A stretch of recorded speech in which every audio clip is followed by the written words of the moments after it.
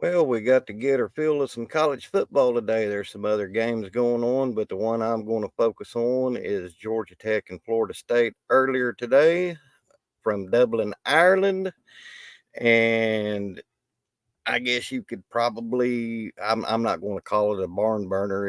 It went pretty much like I thought it was going to go, but came down to a last second field goal. But as always, thank you for pulling up to the channel. I'm your host, Mike the Legend, and if you're new to the channel, new to the family, hop out and hit that red subscriber button. Turn on your post notification bells. That way you won't miss any content I'll be dropping.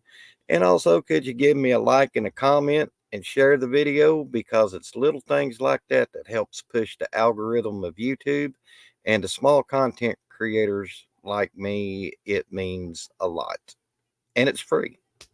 So today, earlier today, Georgia Tech and Florida State squared up in Dublin, Ireland. Now, I'm not going to get into any stats or anything like that. I'm just going to tell you what I saw in the game. Uh, first drive, Florida State scores on her opening drive, and then I guess you could call it a trick play. They pulled out the old Bud Wilkinson swinging gate and made the score 8-0, and then Georgia Tech marched down and scored with a quarterback keeper from their backup quarterback, made it 8-7. Then there were some field goals by Florida State and some touchdowns by Georgia Tech, ultimately leading up to 21-21 in the fourth quarter. However, that tying touchdown that Florida State made to tie the game, I was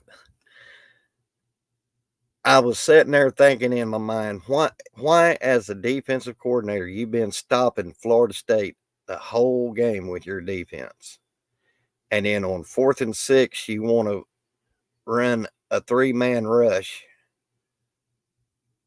and then on 4th and 8 get down to 1st and goal with a 3-man rush. That didn't make sense to me.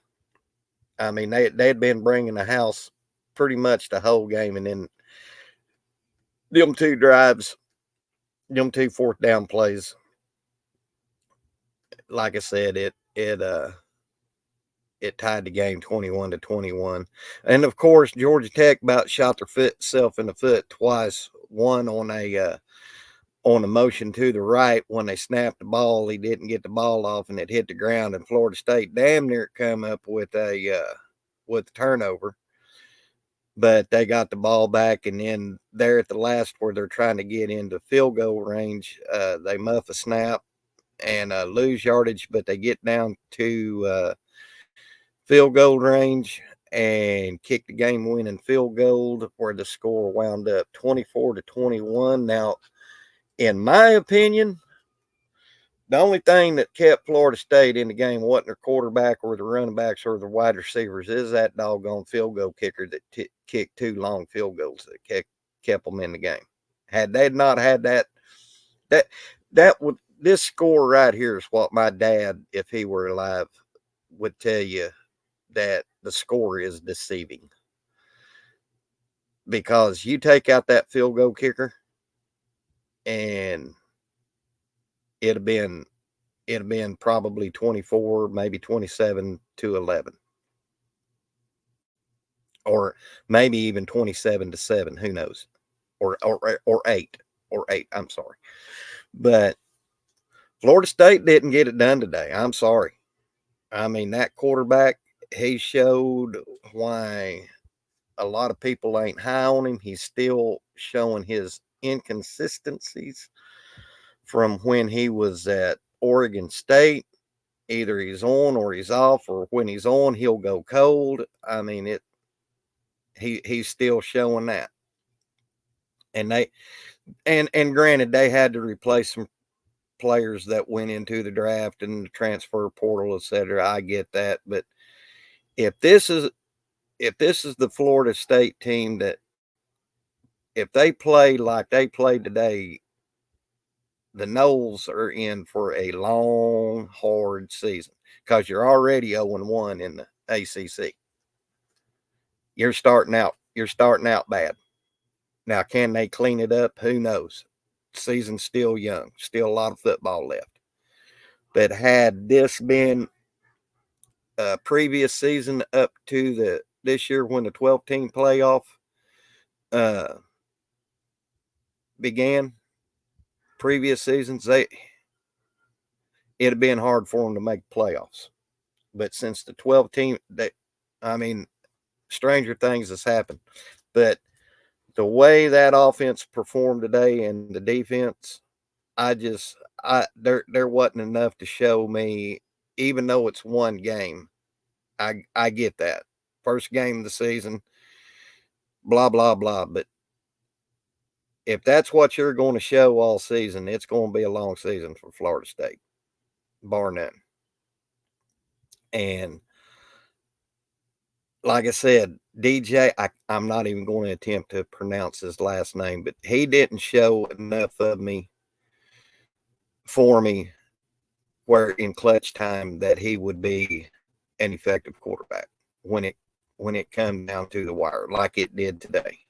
Now, yeah, he led them on them 2 fourth down drives, but when they get into deeper ACC play, I can almost guarantee you that their opposing DC will not rush 3 men on a pass play on 4th and 6 and 4th and 8, guaranteed.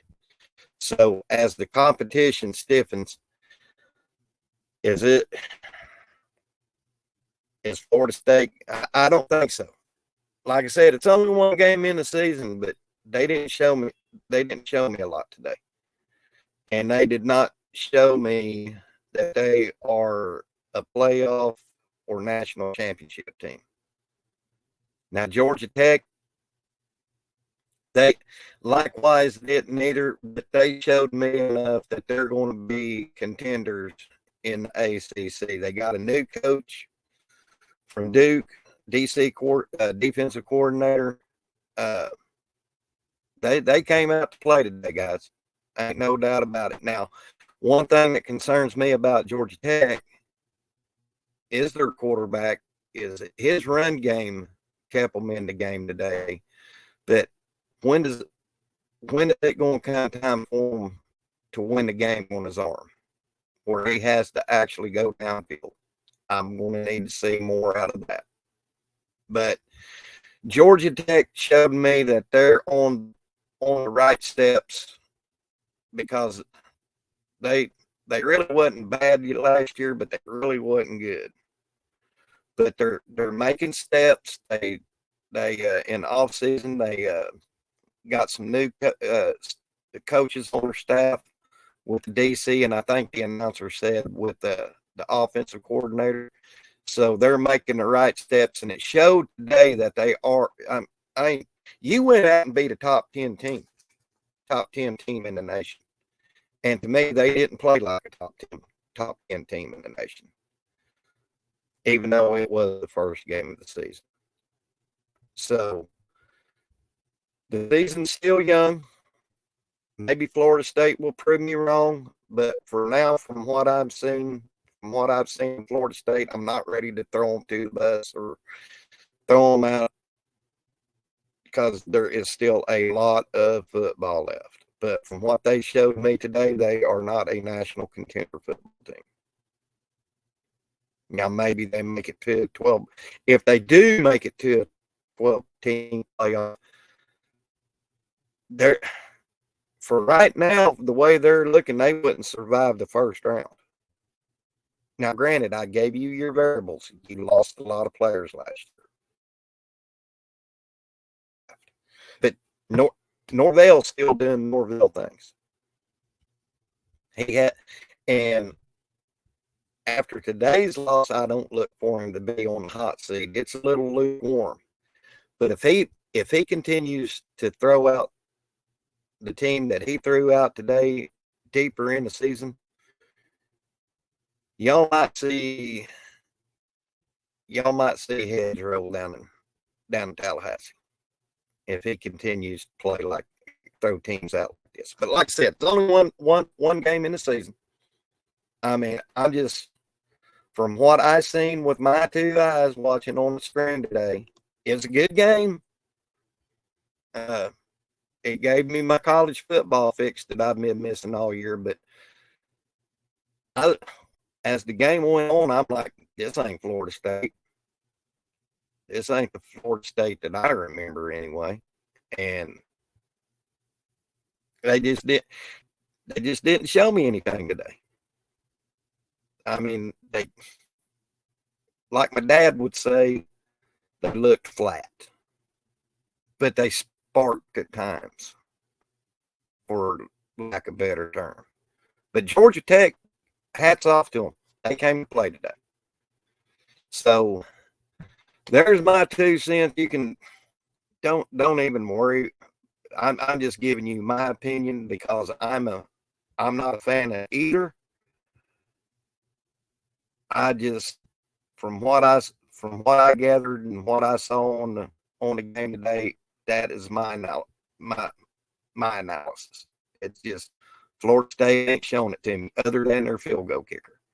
Their field goal kicker was their saving grace today to kept them in the game and them 2 4th down plays. But other than that, they didn't show nothing. Georgia Tech did. So there you have it. Y'all have a great day. This is the Legend. We'll see you on the backside. God bless. Take care of one another. Watch out what you say to each other because tomorrow's not promised and you won't be able to take it back. This is the Sooner Legend. I'll see you on the backside.